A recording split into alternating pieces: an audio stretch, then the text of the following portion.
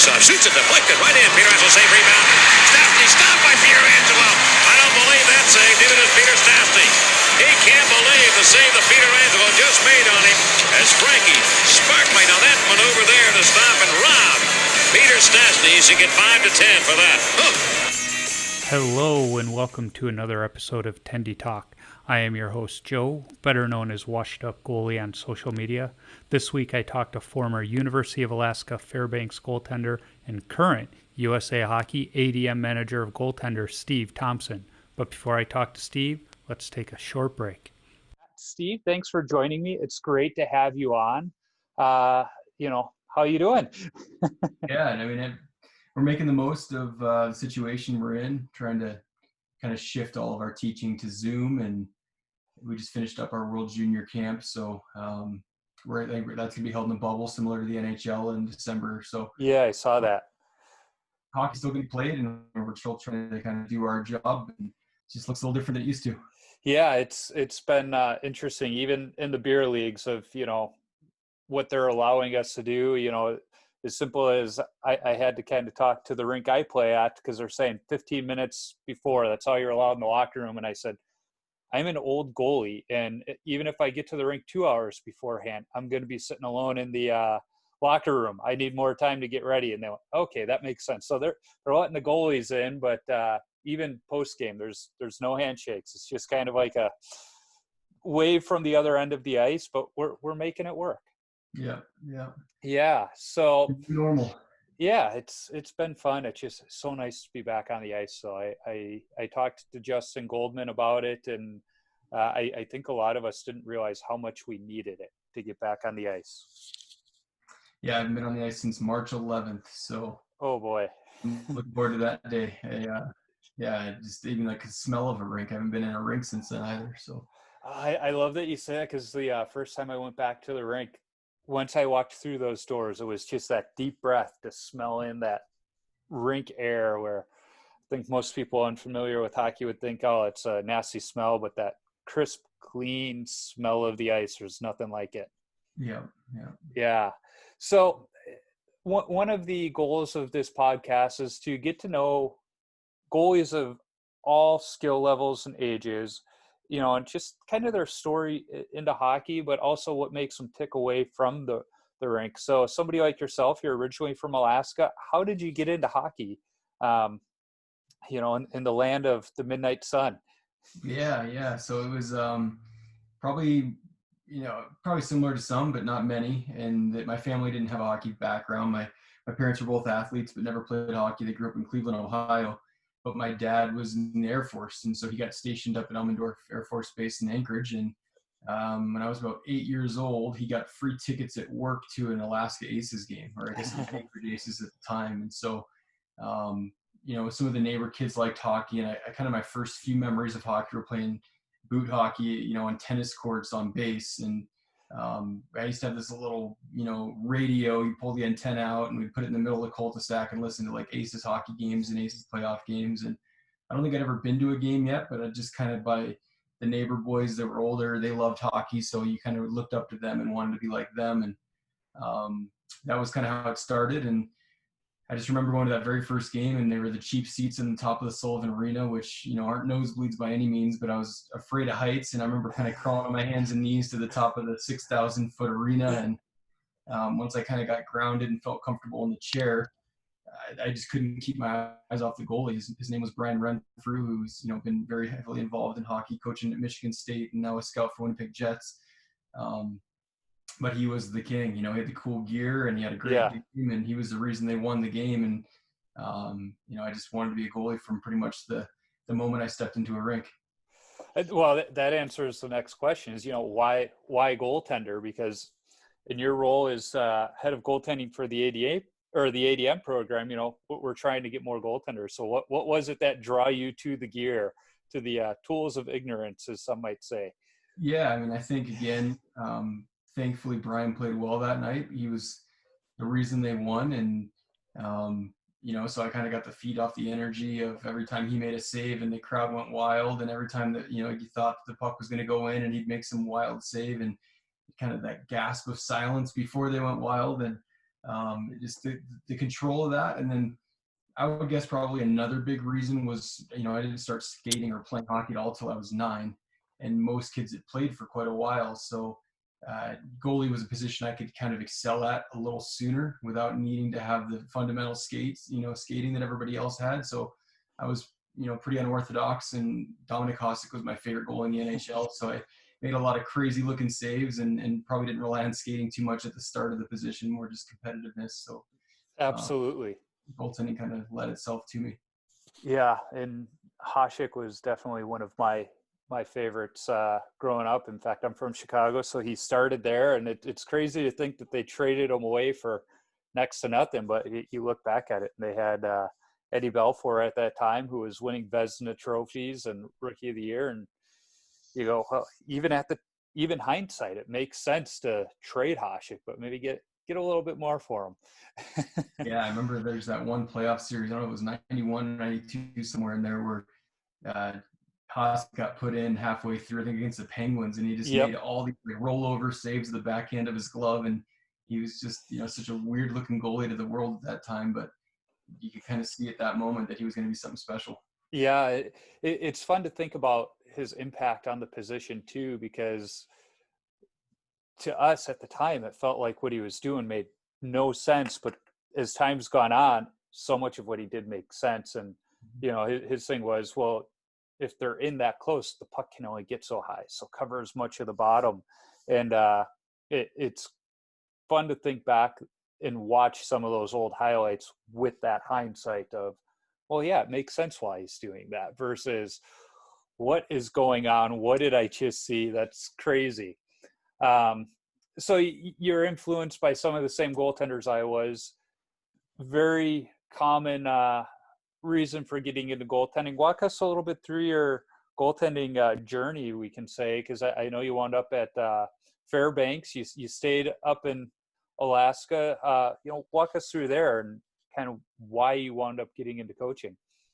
Yeah, so I kind of started the traditional youth hockey route, and was fortunate that I think I just loved it. I was an absolute hockey nerd, and that's all I wanted to do. And my parents were, kind of saw that in both myself and one of my younger brothers. And so they bought a house that was right across the street from elementary school that had an outdoor rink. And we lived on that rink. I mean, we played hockey every single day after school, and our house was the house that all the teammates would stay at. So we could just play shinny until dinner. And, I just remember we'd have so many kids over the house and not enough dishes. And so we'd be eating, cereal out of pots and pans and basically anything that could hold the food. And it was just a fun kind of environment to grow up in. We put mattresses along the wall and played full contact knee hockey, and you'd have holes in all your, slide pants and everything else, and taping couch cushions to your knees so you wouldn't rip your holes in your knees. And you could always tell the hockey players by the number of holes in your pants. Didn't matter what kind of pants, you always had to have a hole of some sort in there because of knee hockey. Yeah. So I mean, it was just an absolute passion, and I think that's kind of what allowed me to excel, and had the opportunity to kind of play up my entire career. I was always playing with the older birth years, and when I turned 17 or 16, I think it was 16, all of those, 87, 86 birth years that I've been playing with went off to play junior. And I kind of was trying to figure out what I was going to do, if I was going to stay with my 88 birth year in Anchorage or if I was going to move on. And I went to Cedar Rapids tryout in the USHL, and Chris Corey was a scout for that program and coached the Bell Tire team in Michigan, and was like, you can play, in junior and be a backup and not see any minutes, or you can come play for me in Michigan, the youth hockey level still, and get a lot of time in development. So I'm so grateful that he talked me into that, because knowing now what I know about developing by playing and not just being in a high league and watching, what a good decision that was. And, so I left at 16 to go play for Bell Tire, and then went to Vernon in the British Columbia League after that. And then Sioux City, Iowa in the USHL for a couple of years before heading up to Alaska again and to play in the CCHA. And, I had offers to play at Anchorage as well, which was home. And I think Fairbanks just kind of felt like it wasn't going to be, in my backyard where mom and dad were still going to be parents, but yet it was still close enough to home that you had that pride to be an Alaskan and represent your state when you went and traveled. So it was a good mix. It was about a 45-minute flight or a 6 to 8 hour drive, depending on the winter. Yeah. Now you mentioned something that really rung true to me is you had the option to go play for Bell Tire and play versus be a backup at a higher level. And I think that's a tough pill for a lot of goaltenders to swallow. Of it feels like we might be playing at a lower level, but we're developing so that when we do move up, I know for myself personally, in high school as a junior, I was put on the JV team, and I took it pretty hard. And the coach told me, he said, look, you've got a senior ahead of you. If we take you on the varsity team, you're just going to sit there. But if we put you on the JV team, you're going to play the bulk of the minutes so that when you transition to the varsity team next year, you're good to go. You're used to playing the lion's share. And, as a teenager, that was tough to take. And I look back at it now, and that was absolutely the right move for me. It was the best thing for me. I had fun. I was that team leader, but I developed, and I wasn't just sitting on the bench. Yeah, that's hard, but like you said, that cool factor, kids, everybody wants to be on the cool team, and Yeah. it's such a tough decision, but in hindsight, it really makes sense. And you see some kids that make the right decisions, and I'm not sure if you're familiar with Isaiah Seville, but he's a pretty successful goalie that we've had out of Anchorage, and he's one that I think is a real good blueprint for making that. He played Double-A hockey most of his youth hockey career because, again, he knew he wasn't in a rush to play Triple-A. He had the chance to play in Madison in the USHL, but elected to play in Minnesota in the North American League for a year prior. Mm-hmm. And again, not a decision that most kids make when they have the option of either or. Yep. And then it lent himself to him then going to Tri-City and having a fantastic year in the USHL as a starter, and then led to him going to Omaha and representing our World Junior team. But I really think that he wouldn't have been drafted by the Knights or had nearly the amount of success that he's had thus far in his career if he would have raced to the wrong finish line and just immediately went to the USHL, sat on the bench for a season, and then who knows, how stunted his development would have been. Yeah, absolutely. Now, we've been talking a lot about development, and that's because, as I alluded to earlier, you're the head of goaltending for USA Hockey's ADM program. How did you get started with USA Hockey in the first place? I got fortunate. My first coaching job was with University of Alaska-Anchorage, and Kevin Ryder is an alum of that program. He was a goalie that played there, and at that point in time was the goaltending coach for the MTDP team. And so, he was a big help in kind of getting me involved right off the bat. He was looking after his own and started inviting me to some Pacific District select camps and then some national select camps out in New York. And that's kind of where I got to meet the crew and kind of, at that point in time, I was so young, I was just kind of watching and listening and learning. I wasn't probably providing too much. But that's really how it started. And so my first handful of years with USA Hockey were just purely on the selects evaluation side at the Alaska State level, then to the Pacific District level, and on to the national level. And then I got a really unique opportunity to work for Mike Buckley, who's the Pittsburgh Penguins goaltending coach, and at that point in time was their development coach. And Phil O'Sare, who had the first ever goaltending ADM job, one of his roles when he first got the job was to travel around the country and just kind of reach out to goalie coaches and see what curriculum makes the most sense as the American development model for goaltending. Yeah. And a lot of what he learned from Mike, he was like, this is great. This is what we need to be teaching every American goalie, not just, the ones that live in the Northeast near Mike. And Mike was really busy, with the Penguins. And it actually, while I was with him, is when he transitioned to the full-time position as the head guy. And so I became kind of his spokesperson for USA Hockey. And, I knew his stuff, not quite as well as he did, but certainly more than people that didn't know him at all.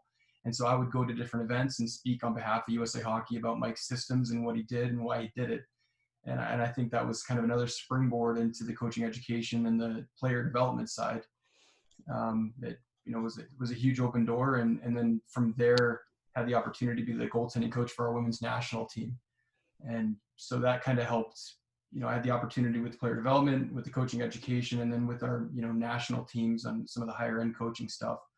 And I think kind of just that hodgepodge of involvement to help me get this position. Somewhere through that, this fantastic initiative, the 51 and 30, came out. Before we delve into the 51 and 30, where did that kind of light bulb come from? And then from there, there had to be buy-in from USA Hockey. So where did that come from, and how hard was it to get USA Hockey to buy into it? So, Ron DiGregorio, sorry, I always butcher his last name, Digger, as we all call him. He's the former USA Hockey president and current chairman of the board. But, most importantly to us with Goalie Nation is he was a former goalie that represented us back in, the 60s and as a player, and now has represented us in many different facets throughout. But he's been kind of the godfather of goaltending for us. So he and Phil O'Sayer, again, who had my job previously, were trying to think of metrics on how we can improve American goaltending. And, they felt very strongly that the best representation of how well we're doing as a country would be to have the lion's share of minutes in the world's best leagues. Mm-hmm. And so it immediately became, by the year 2030, can we have more Americans, playing the minutes in the NHL? If we can have the lion's share, which is above 50% of minutes played by Americans, then we really think we'll be the best goaltending development country in the world. And as through seeing some of the stuff we do, it starts at the grassroots level. So our initiative certainly isn't all about just high performance hockey, right? But again, that's the bar that we're going to measure ourselves against. Yeah. Now, one thing that because you invited me to the bronze coaching seminar, which, first of all, it was fantastic, and even though it was on Zoom, it was phenomenal. One of the things that stuck out to me, though, is you said, not only do we want to develop goaltenders, but we want to create goaltenders for life, so that when they get to, men's league hockey, there's plenty of them out there. That causes a little concern for me, because it's very easy for me to find a team and then and then they're happy to have a goaltender, so I don't have to pay.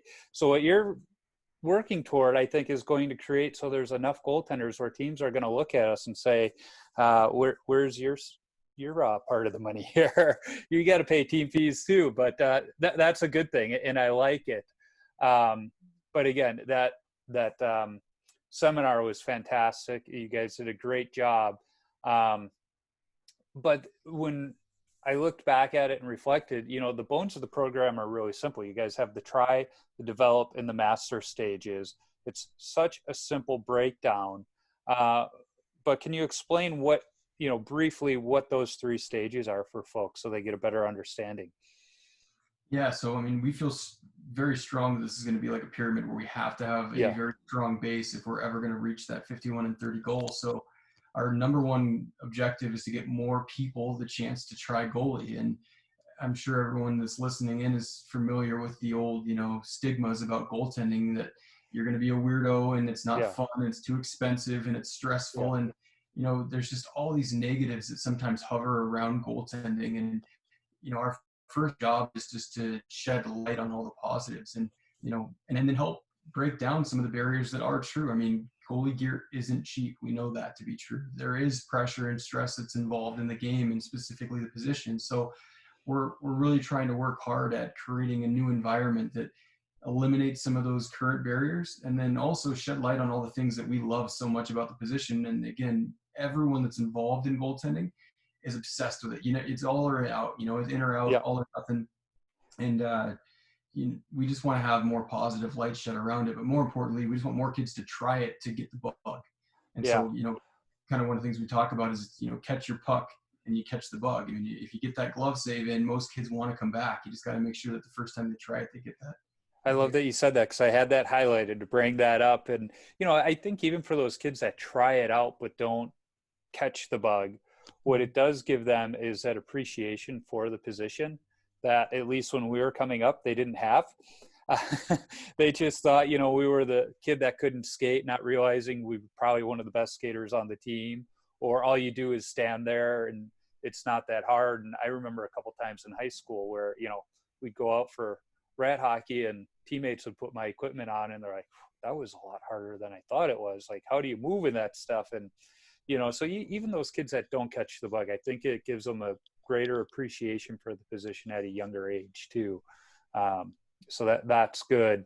One of the other things that stuck out to me, and really when we had those breakout sessions too, it was reinforced, is at that early try stage, it's not that USA Hockey is trying to have a goalie factory where every goalie looks the same. It's the at the different levels, especially the early ones, you're just trying to teach them, okay, this is the extreme basics of the position. This is how you hold your stick.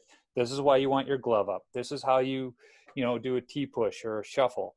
You're not teaching them every goalie needs to look like this. Because I know, when I was coming up, the Quebec butterfly was the big thing. And if you didn't look and play like Patrick Waugh, something was wrong with you. Whereas what I really took away from that session was, no, let's let them develop their own style, and we'll work with refining that at, the later stages of like the develop and the master. But the try stages, let's just get them there. Let's get them hooked, and we'll go from there. And that I appreciated a lot. The other thing I really liked is in that later end of the develop stage and the master stage is you want these goaltenders to go back to the lower ranks and be mentors for the younger kids.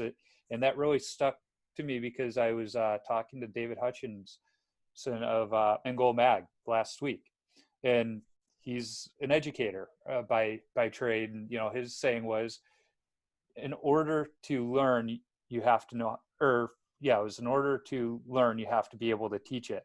So I think at that stage, getting these teenage goaltenders to teach some of this to the younger kids makes them more coachable as well. Yeah, I mean, there's so many benefits that go into it, but like every coach that attends those clinics, it's the moment we put our coaching hat on is the moment we have that light bulb moment. We go, gosh, if I only knew that when I played, how much better I would have been. And we just want our athletes to have that opportunity while they're still playing, and not when they're, only wearing a tracksuit on the ice. And so, yeah, guy, I love that you said that, because there's so many times I look at what I know now as a goaltender, and it's like, God, if I would have known that in high school or junior high, how would my, playing path have altered? Would I have been that career backup on a Division III JV team, or would I maybe have been a starter? Who knows? At the end of the day, it doesn't matter, because I still love the position and I still play the game. So that's all that matters at the end of the day. I think probably the biggest surprise that not just me, but anybody that takes that bronze course is that video out of Norway that you share, and how they treat not just hockey, but youth sports in general, and how they take it very seriously. But the way they take it seriously is that the focus is on the fun, not the outcome, not the specialization. And to make sure that happens, they have that Bill of Rights at the government level, not at the National Association level, but it's at the government level, that this is how we do it, because we want kids to have fun and to develop emotionally and mentally, before they can specialize. And I wish more people would see that. Yeah, I mean, it's powerful every time you watch it, and I've seen it probably 50 times at this point. And again, there's just so many kids that they're late developers, so they end up becoming the athlete of whichever sport they choose last. Because you try hockey for the first time at 8, we have such a competitive environment at 8 years old that they're not on the AAA travel team for the 8U. And now all of a sudden they think, well, they don't have a growth mindset, neither do their parents. And they think, well, you're just not a hockey player. Let's try baseball next. Yep. Eventually they're going to be that developed athlete at 12, 14 years old when we actually want them to start specializing in hockey. But they've already removed themselves from the game because they weren't any good, which is expected at that age. And it's just, I truly hope that by the time I finish my career with USA Hockey, that is the one thing that we have changed, is the culture of how we treat young kids, and that we no longer have 10-year-old goalies with tears running down their face because they lost the game for their team and they're the loser and they don't get to go to the sleepover. And again, these are parent environments that are created, and it's completely in our control to change. It's just a matter of if we're willing to, and are we willing to handle the uncomfortability of change, because it will be a huge change for this country, but it's so necessary for the kids. And hopefully a change that other sports start to see the progress USA Hockey is able to make because of it, and they adopt it as well. I think this COVID stoppage of all play might actually be a good thing for youth sports, because parents are learning, oh, my kid can actually take time off of a sport and then come back to it a couple months later and still be good, not play year round where they feel like they have to choose one sport or the other, or if they do choose both sports, they have to play both of them year round, and now there's no money for a family vacation or time for a family vacation. So it might be a good thing. I think of my son. We live in Minnesota, whereas, hockey is top of mind for everybody, and he loves the game. He loves to skate on the pond, and he's had the opportunity to join a team, and he looks at it and he says, they skate 6 to 8 times a week. He goes, that's too much for me. And I said, that's pretty mature for him to say as a 12-year-old, but at the same time, here's somebody that enjoys playing the game but doesn't want to play organized hockey because they're specializing at that point already, where it's driven him away from the organized side of it. So I think what we're trying to do at a national level hopefully does trickle down to those association levels, because I know Minnesota hockey is very much on board with USA Hockey's initiatives, but when you go to those individual associations, they want those banners hanging. And the best way to get those banners hanging is to get your kids out to, all the summer programs, all the off-ice programs and everything else. And, we don't need Coach Riley's, we need Coach Bombay's. Exactly. Yeah.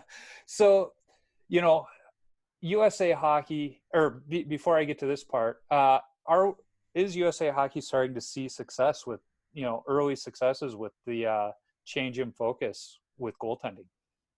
Yeah, I mean, it's really hard for us to tell for sure. So I guess one of the issues we have, what we're currently working on, is that kids don't specify a position when they register to play. Mm-hmm. So one of the other metrics we'd love to measure is our success is how many kids think that they're a goalie when they register to play hockey. And if we see an increase in registrations of, someone electing to play goalie, and I really hope that they can choose multiple, because as you saw in the Bronze Clinic, our goal is for kids to play every position until they're 14 years old. Yep. And then 14, then you dial it in, then you become goalie full time. So, our hopes are in the next handful of years here, every kid up until 14 years old is checking, forward and goalie on their registration box. So we have an idea of how many kids are staying in net, because, I think that's going to be our biggest bar of success outside of the high performance side, is how many kids are playing in net, how many kids do we retain each season, how many kids quit because the environment sucked that the coach provided or that the parents provided in the minivan on the way home. And so in a lot of ways, I think we are going in the right direction. I mean, we've had more coaches attend these clinics that don't play in net, which is another one of our huge goals, is that every coach in the United States that puts their tracksuit on helps their goalies out and doesn't just put their hands up and say, where's the goalie guru at? I don't know what to do. I wasn't a goalie. And so we're seeing a lot of, improvements in kind of the culture of everybody taking responsibility. And then again, I think it's just going to take time for us, because until the next, generation of goalies goes through this new culture where their coaches are taking part of the process, they're not feeling as stressed and pressured because they're sharing that burden with multiple kids. Right. And they're becoming a more well-rounded athlete because they're playing other sports and playing other positions within the game longer. I think that's really what we're going to see the fruits of the labor. So, I think really the year 2030 is going to be our biggest check mark, is this program being followed and does it work? Well, and I appreciate that there's an emphasis on, at the younger level, letting the goalie skate out as well, because that was one of the questions with the association my son would have played for was, okay, so there's 2 goalies on the team. If he's not playing that game, can he skate out? Because I'm a firm believer that that's the best way to learn the game, is to play the game. And I was told no, that the association firmly believes you're a goalie and you make that decision, that there's no skating out. But we listen to so many pro goalies and they all say, yeah, until I was about 13, 14, I was able to skate out if I wasn't playing goalie, and how that helped them. And I second guessed it. I said, really? That they have 2 goalies, so you're just having one kid sit on the bench the whole game, dance and all that other stuff and not pay attention. And yep. It's like, you rather that happen. Well, what if the kid gets hurt? That's why we brought both sets of equipment to the game, and especially now that Vaughn has the quick change equipment for the younger ages, there's no excuse for it, in my opinion. Yeah, I mean, our vision for this moving forward is at 8U, every goalie's playing like a 5-minute shift, and you're having like 6 kids, 8 kids, as many kids as you can get through the position. They play their 5-minute shift. And again, the new Gordie Howe hat trick is that they get a shutout, they get a goal, and they get an assist all the same day that they went to that hockey rink. And what a cool, experience that is, and what a great way to learn the game. And then moving into 10U, we'd love to see, again, you've got 3 or 4 or 5 goalies maybe that are kids that still want to play goalie after that great 8U experience. So maybe you've got 2 of them playing goal that day, and the rest are playing out. But those 2 that are playing goal are switching at the halfway point of every period. So they're getting 3 shifts each. They get a chance to play for a bit, go back to the bench and get some feedback, play for a bit, go back and get some feedback. More importantly, they're wearing that entire game by themselves. We don't want kids at that age to play the full game alone. Because again, if you lay up an egg, it's your fault. Nobody else shares the burden with you. You're the loser. You're not in the cool corner. You're not coming to the sleepover. And it's just too much pressure too soon. And again, you don't see that in other sports with other high-pressured positions, and it's something that we just have continued to do because it's a thing we've always done. Right. And the old saying, just because it's what we've always done doesn't make it right. Exactly. And so we want to see an increase in, time under tension, as you could call it. So 12U, same concept. You've got multiple kids going through the net, but now maybe they're alternating at the halfway point of a game instead of the halfway point of the period. 14U, now we're finally specializing and we're full-time goalies at this point.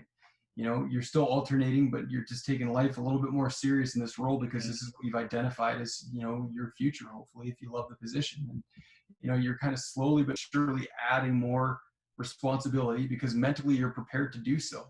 And so much of this is based around mental skills and a healthy mental environment. Yeah. And I think that mental part of it is something we're, not just in hockey, but as a society, coming around to more. I know in some of the breakout sessions I was in, I can't reach my post-it note with the group I was in, but we talked about that on how, I think especially in that developed stage, the mental coaching of our goaltenders is very important to let them know it's okay. You're going to let goals in. It's okay. You need to shake it off because for so often that hasn't been the case. It's just, you need to keep us in there. And I think, again, is somebody that lives not too far from you, Justin Goldman, a fellow Colorado goaltender, is really pushing that initiative. And I know in the goalie community, it's really catching on. And somebody like Robin Lehner has certainly helped that too. We need to focus on that mental side of the game, not just the technical stopping the puck side of it, because that's just as important. Yeah, we had a virtual women's national team goaltending camp this summer. And again, it was supposed to be in person and we had to cancel it due to everything going on. And so we kind of gave all the athletes, we had the 10 best women in the country that were invited to this, and we gave them a pre-camp survey on what they wanted to work on or what they needed help with. And basically every single athlete said mental skills. They needed to learn how to be more mentally consistent. They wanted to learn how to build their confidence, all the mental skills that we know are so hard to attain. And then when we asked them what they wanted to do, they all said, video, talks with NHL goalie coaches. It was all the physical stuff. And so that was kind of an eye-opening moment for us. It's something that I think we all are aware of, but until we saw it in print, it didn't really hit home, that even our athletes know that they need to work on their mental skills. But what they want is to watch video and work on their physical skills. And so what we ended up doing is we scrapped all the video, all the NHL, cool, flashy stuff.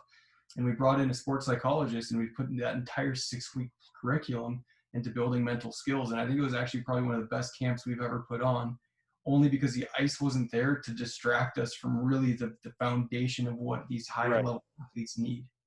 Well, and at a time where we all needed to focus on the mental well-being of ourselves because things were so different.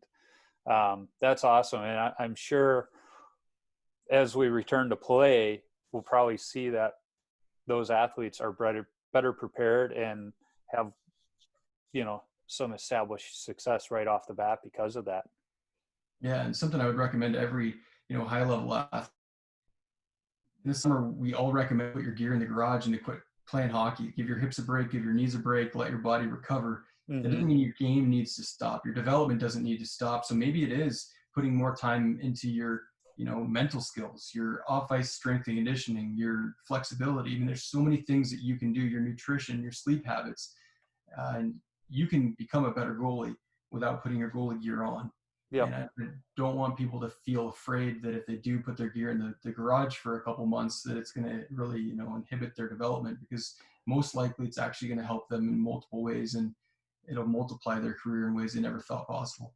Well, and so many pro goalies even say once the season's over for a couple weeks, that's what they do. They don't touch the ice. Some of them don't even go to the gym. It's just reset. If you can hit that mental reset button and just find that inner calm again. In fact, you were on the Between Two Posts podcast, and I remember listening to it because we were up at my in-laws' cabin for a week, and it was just that reset week. And I was listening to the podcast while kayaking along the lake for an hour just by myself. And just that was so much better than getting on the ice for me. Mm-hmm. Is away from the rink, away from the ice. I shouldn't say I wasn't thinking about hockey because I was listening to a podcast on goaltending, but yeah, I mean, that's so important for our kids. And you mentioned it earlier. I mean, just having a, well-lived life. And again, that doesn't need to be in the rink every day. To have a family vacation, to go to the lake, to go fishing with your dad, to go hunting, to go do the things that families do, that I think we're starting to lose sight of, because there's always a summer tournament, there's always a summer camp, there's always a private lesson. And again, are we hurting or helping not only our hockey players, but our families by not having a more diversified lifestyle? Right, exactly. So this is almost a perfect segue, because I think one of the other things I want to do with this podcast is find more about other goaltenders. So I like to ask, what do you do away from the rink to almost find that balance? What are your outside of hockey interests? Yeah. So, I mean, unfortunately, I didn't practice what I preach now. And so I didn't get to do a whole lot of, those summer activities when I played. I was so dialed into hockey. That's all I ever thought about. And in a lot of ways, I wish that I would have, taken a step back. But, as of the last about 5 years, I finally got to go moose hunting with my dad, which hunting is my dad's hockey. He every September was in the woods in the same spot for a month straight. And, over the last 5-6 years now, I've been with him every single September, and coaching and teaching has allowed me to do that. So that's become a new sanctuary. And again, something I wish that I would have done my entire life with my dad and my brothers. But, September was always a busy hockey, month. And God forbid I ever missed a practice, let alone a couple in a row. Yeah. And, so that's something now. Fishing's another thing. Hiking is huge. Skiing, pretty much everything outdoors, which is why Colorado is such a great fit.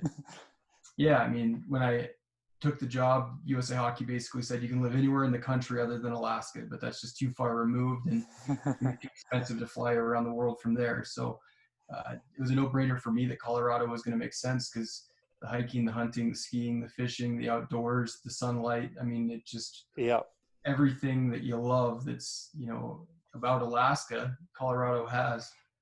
So that's awesome. So one of the ways I'm ending every podcast is I have a series of rapid fire questions. So the first one is, what's the craziest coaching moment that you've encountered, whether playing days or coaching days? I'm thinking kind of the Mike Keenan throwing the sticks or kicking the garbage, the Letterkenny coach coming in, kicking the garbage can type of moment. Yeah, so this one's not as much out of frustration, but it was absolutely wild. So this was the 2019 Women's World Championship, and we're playing in Espoo, Finland, and we get scored on in overtime. Mm-hmm. And for those that aren't familiar with the women's national team, no nation outside of Canada or U.S. has ever won a world championship or Olympics. And they really haven't even been in the championship game very often. It's almost always Canada versus US. So Finland upsets Canada in the semis, and now they're playing us in the final, and it is over capacity by probably 5,000 people. If this place caught on fire, we're all in trouble. And they're chanting Suomi, which means, Finland or whatever in Finnish, and it's a madhouse. They score. They're going nuts. People are jumping over the glass, but their coach jumps on the ice and starts doing strict push-ups. And he's kicking the ice and doing push-ups, and we're all like, what the heck? What a weird way to sell it. He gets up and he starts flexing, and we're like, what on earth is going on? Well, then after that, they end up calling it no goal for goaltending interference. We end up winning the game in a shootout. And, just a wildest experience where we're thinking things are getting thrown at us and just constant booing, and everyone feels like we cheated them out of the world championship. And, their coach just got finished up with his workout after the game. So I remember watching that. Yes. Most intense, moments of my coaching career thus far. That's awesome. Like you said, I remember watching that and just how crazy it was that it's like, oh my God, this is happening in a championship game where it's getting called back. As an American, I wanted the Americans to win, but as a sports fan, you almost want the team that scored that goal to eventually win it. But no, I'm glad we won that one. Favorite goalie mask of all time? Curtis Joseph. He was kind of my favorite goalie after Dominic Hasek retired. Which one? Because he had a couple different ones. I loved the Toronto Maple Leafs blue, dog with the mouth and everything. I always thought that was the coolest helmet, and I ended up getting his same Bauer reactor, sixes. Yeah. Blue, black, and white, just based on that, and wanted that helmet pretty bad too. Yeah, that was a great set. I grew up an Eddie Belfour fan, so for the longest time I couldn't stand Curtis Joseph because he was a Blackhawk killer. But as I've gotten older and removed myself from those days, I have a great appreciation for him, especially after reading his book and what he had to persevere through. It makes you like him even more. That's awesome. Yeah. Your most favorite rink that you've played at? Well, I think nostalgia-wise would be the Sullivan Arena in Anchorage, Alaska, just because, again, that was the first rink that I ever saw a hockey game at. And remember my first game in college playing against UAA and being in that rink and on the ice, I was like, holy smokes, I can't believe I'm actually playing on this rink that I watched so many games on. Yeah, that was pretty remarkable. I would say that's probably, got my heart. This is one that everybody has had a different answer for. The stick that you've liked the most that you've used over your playing days? I always used the Sherwood. I think it was 7,500. It was, I'd like the black, I don't even know what it was, some sort of like carb. I don't even know, but I got that every single time. And I just think you get the Tebow curve. Okay. Curve I would get. And I used that pretty much through my entire youth. And use back stick, and you kind of got stuck with whatever you had to have, but that was the one that I chose, the old Sherwoods. Yeah, I think they're still making those Sherwood wooden sticks these days. In fact, my daughter wanted a hockey stick last year for Christmas, and I wasn't going to buy her a composite. She's just using it on the backyard rink, so I went out and bought her an old Coffee Curve Featherlight because they were still selling them for like $30. That's awesome. Your favorite youth hockey memory? Favorite youth hockey memory? I don't know if it was a favorite, but it was hilarious. We traveled to Whitehorse, Yukon once, and it was my first time ever playing in front of fans. I was probably like 14 or 15 years old, and we drove this bus all the way to Yukon. It was probably like a 12-hour drive, and it was freezing cold, middle of winter Alaska, and the bus stopped and froze and shut down, and it was just this crazy trip. But by the time we got to the rink, it's a sold-out crowd, and we're 14 years old, right? There's not a whole lot going on in Whitehorse, so when the youth hockey games are going on, the whole town goes to them. And it was the first time I'd, one, ever played in front of people, but two, ever played full periods where you switch sides. And so after the first period, I rush out of the tunnel thinking I'm a pro, but I forgot you're supposed to switch creases. And so I'm shuffling the other team's crease, and I can hear all the fans like giving me crap, and all of a sudden I'm seeing people skate circles around me and kind of talking, and I'm noticing it's the other team, and I had to like embarrassingly skate to the other side of the rink and to my net. And I was like, oh my gosh, you idiot. That's great. What's the best chirp you've heard on the ice? Um, Another kind of funny one is my first college game in Yost Arena, which is the Michigan rink, Yep. and another probably one that would be up there is one of the best I ever played in and enjoyed the most. But it was my freshman year, and I hadn't played a minute yet, and the fans are behind the bench, and they're just giving it to us the entire time. And one of the fans was chirping that the referee had more ice time than I had, and just kept giving me the gears about how I had never played a minute, and even this referee that had never played a game in his life had more ice time than me. So I'll never forget that one. The one thing I've learned from asking a question is the best ones are just those ridiculous, like out of nowhere. It's not hurtful. It's not vulgar. It's just, you hear it and you're like, okay, that's funny. Even I have to laugh at it. Last episode, again, David Hutchinson was talking about his son's at a goalie camp, and their one coach is shooting on him, and he said, "You must be really good at dodgeball." It was like, all right, that's a good one for goalies. I'm going to have to remember that. Exactly. I contemplated asking you this question or not because you're part of USA Hockey working with kids, but I know you still play in the beer leagues, adult hockey. What's the worst post-game beer you've had? Ooh, I don't know what. I just know it's warm. We've had a few days in there where somebody forgot to bring beer, and someone's got just a cooler of beer that they left in their truck from a fishing trip a few days before, and Yep. it's piss warm by the time you crack it open, and you're sitting there trying to put it down, but you're gagging every sip. So Yeah. I think any beer that's warm would be. I agree. Memory. At least you being in Colorado, there's a lot of good craft beer that they can bring to a game. Yeah. No, there's no shortage of microbreweries around here. That's for sure. Yep. When you tape your stick, is it heel to toe or toe to heel?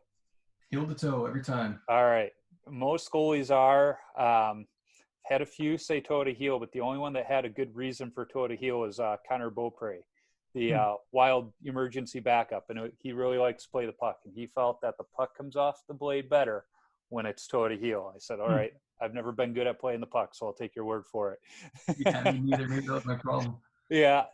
Your favorite number to wear? Number 1. All right. The old traditional goalie number. Yeah, Brian Renfrews. That was, again, the reason I started. So I was going to be whatever number he was. There you go. And the last question, what advice do you have for young goaltenders? Patience. I think the more that I'm learning through, the research we're doing is, please don't rush this. You're gonna develop if you play, and you're probably gonna play if you stay back a little bit longer than you want to. And again, that old saying that you're going to get better by being on the higher team, even if you're not playing, just because the practices are going to be at a higher level. The statistics don't show that to be true. So play at whatever level you're actually going to play and actually thrive, not just survive. So it'll come if you wait. I like that because I've had, some nephews and other players I know where, they're on the bubble, and instead of making the A team, they make the B team or the C team instead of the B team.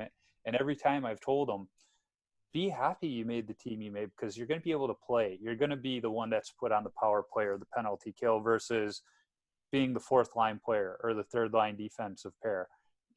Rather than sit on the bench in those situations, you're going to learn how to thrive in them. And when the decision's made, they're all like, but years later they go, yeah, that was probably best for me. I did play a lot. I had a lot of fun. And so that is good advice, to have that patience and maybe sometimes trust that the coaches do know what they're talking about, that it isn't all politics, that it isn't, who your parents are or who they hang out with, that there might be some thought process there. Yeah. And I guess I hope that advice goes to parents, because to your point, I truly don't think that the kids think certain ways without their parents thinking it first. So parents, please be patient. Parents, please let your kids take the long road. Yep. Don't put too much pressure on your kids. Yeah, I remember for a while I did some coaching at the high school level here in Minnesota, and there were a few times where we could have taken a kid at the high school level, but he still had a year of eligibility at the Bantam level, and we sat the kid down and we said, look, you're good enough to make this team. We would want you on this team, but you're going to play more and develop more going back to your bantam team, because in Minnesota, we can only play so many games at the high school level. We said, you're going to play twice as many games. And, in those instances, we got lucky and the kids were bright kids and they got it. But, and their parents were pretty hands off too. They went, hey, you guys, you're the coaches, not us. But that's not always the case. Well, Steve, thank you so much for your time. I appreciate it. I encourage even you Canadians listening, check out the 51 and 30 initiative. There's so many great resources that goalie coaches and even coaches in general can get from the USA Hockey website that you should be doing it. If you're in charge of any hockey players, you should be going there and finding out how you can help your team. Yeah, and I would say, if you're from any country in the world listening, please join us for our bronze and silver and gold clinics too. We've had people from Russia, China, Australia, Canada that have joined us, and we strongly believe that 11 months out of the year, we're all on the same team. We're all pulling on the same rope. We're on team goalie, and we want goaltending at large to get better. It's just that 1 month out of the year when it's the World Championships or the Olympics or the World Juniors that we're going to drop the gloves and we're going to compete. But, we're not hiding. We're not secrets. We want goaltending at large to grow and get better. And we feel that, if we all do that well, then the game, itself is going to grow and get better too. So that's a great point too, is you don't have to be an American to sign up for these courses. You can sign up, pay your fee, and get some fantastic knowledge and resources. I mean, I know the roster you sent out after the course with the contact info for all of the different goalie coach resources in the different areas was great. One of them was great because old college teammate of mine, Dave Rogalski, it had his updated email on there, and I've been trying to get in touch with him for a while. So I was like, now I got the right email to reach out to him. So that was great. But again, thank you for your time. I really appreciate it. I hope, coaches do look into the 51 and 30 program, and I'm going to be watching it and hope it's successful, because it's a great initiative, not just because we want more American goalies, we want American athletes dominating the sports scene, but because I feel it's developing goaltenders the right way. Where it's not just, like I said earlier, it's not the factory of this is how it should be done. It's let's let the goaltender figure out their style, and we're going to work with them, and we're going to make sure that they still love the game when they're done. Yeah. Well, when we reach that, you're going to be a big part of that. I appreciate you hosting a podcast like this to share more information on goaltending and everything you do for youth hockey in your local areas too. Excellent. What a great conversation that was with Steve. I wish I had more time to talk to him, but I had to head to a doctor's appointment for some back pain I've been experiencing right after our recording, preventing me from going longer. Be sure to follow USA Hockey on Facebook, Twitter, Instagram, and YouTube simply by searching USA Hockey. You can find me on Instagram, Twitter, Facebook, and YouTube doing the same thing. Just search for Washed Up Goalie and I'll pop up. Visit washedupgoalie.com for some great hockey-related content, my beer league hockey video highlights, and all podcast episodes of Tendy Talk. If you want some Washed Up Goalie or Tendy Talk apparel, be sure to click on the shop link at washedupgoalie.com. I need to give a big thank you to the great hockey band, the Zambonis, for allowing me to use their music in my intro and closing out the episodes.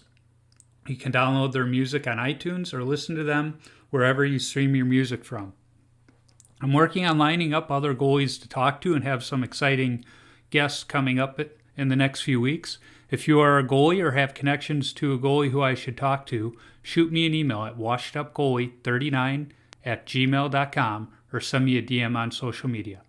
Let's not forget, if you are a brand who wants to sponsor the show, be sure to reach out to me. I'll be happy to talk and work something out with you. And finally, if you like what you hear, be sure to subscribe, rate, and comment on the podcast platform you're listening on. It's a quick action on your part that helps others find Tendy Talk. Until next time, keep your stick on the ice and your body square to the puck. All the scientists are running around looking for the monkey, but he can't be found because he's down.